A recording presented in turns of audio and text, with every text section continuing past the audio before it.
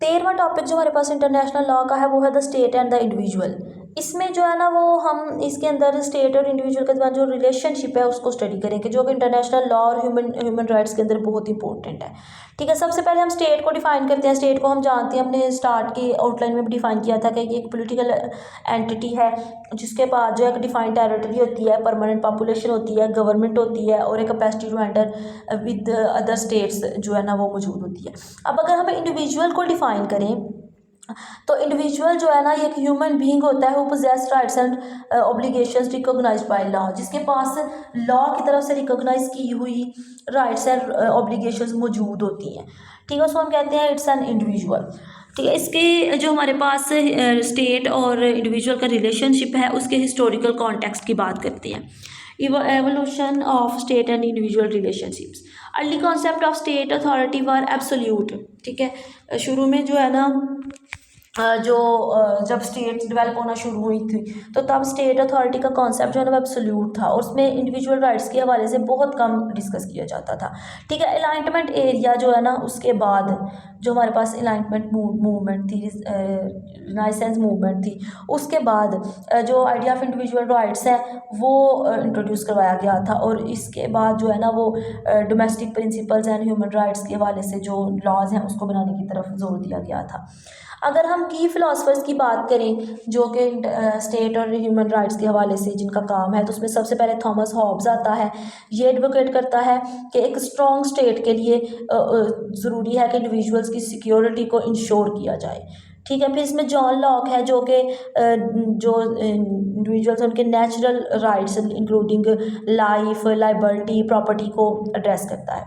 ठीक है, फिर इसमें जीन जैक्वस रोसो है जो कि कहता है कि सोशल कॉन्ट्रैक्ट थ्योरी इसने बताई थी और वो ये कहता है कि लेजिटिमेट गवर्नमेंट अथॉरिटीज़ जो हैं वो इंडिविजुअल के राइट्स के गवर्न की वजह से ही स्टेबल होती हैं। ठीक है, नेक्स्ट हमारे पास है legal framework. International human rights के हवाले से हमारे पास लीगल फ्रेमवर्क्स क्या हैं।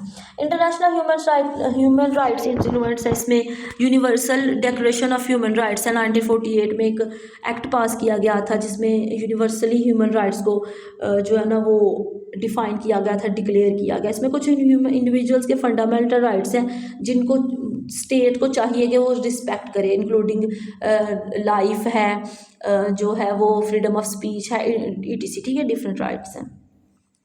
फिर हमारे पास international convent on civil and political rights 1964 है जो कि individual rights against the inter state interference को डिफाइन करती है।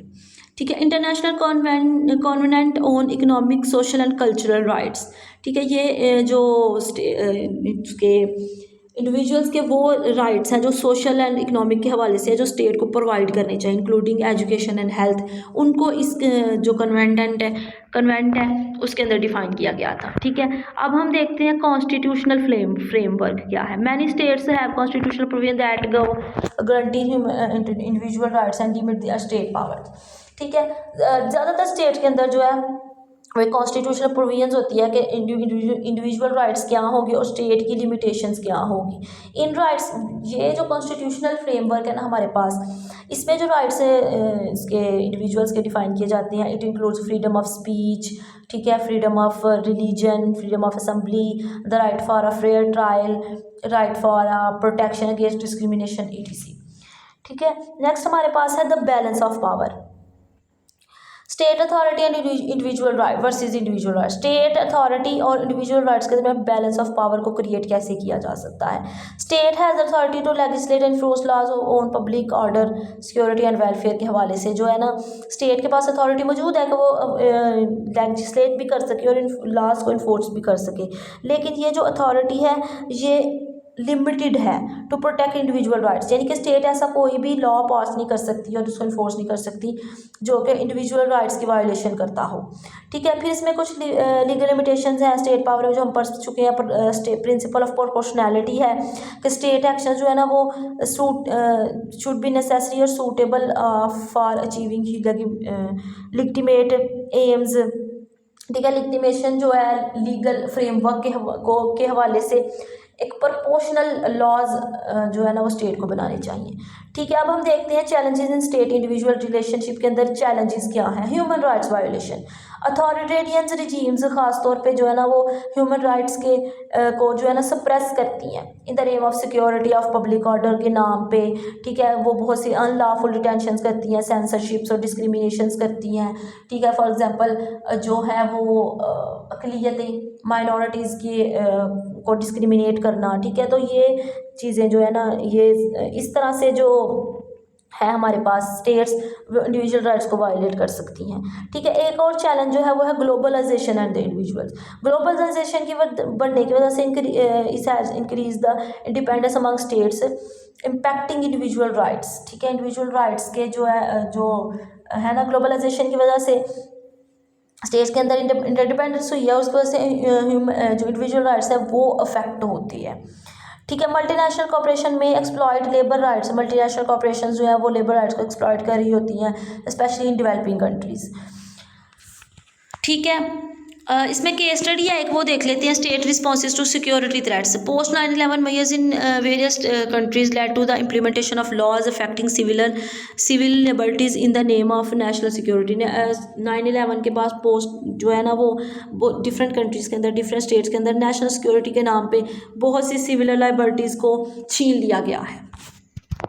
ठीक है, नेक्स्ट हमारे पास है human right advocacy. The role of non governmental organizations जो है उनका बड़ा अहम रोल है for the protection of human rights, individual rights. ठीक है, future consideration, state individual relationship के हवाले से अगर हम फ्यूचर कंसिड्रेशन की बात करें, फ्यूचर कंसिड्रेशंस की बात करें तो हम ये देखते हैं कि ये रिलेशनशिप जो है ना वो डे बाय डे मज़ीद इवॉल्व हो रहा है, particularly with advancement of technology and ठीक है data sharing ETC। So that was about the individual and states relationship.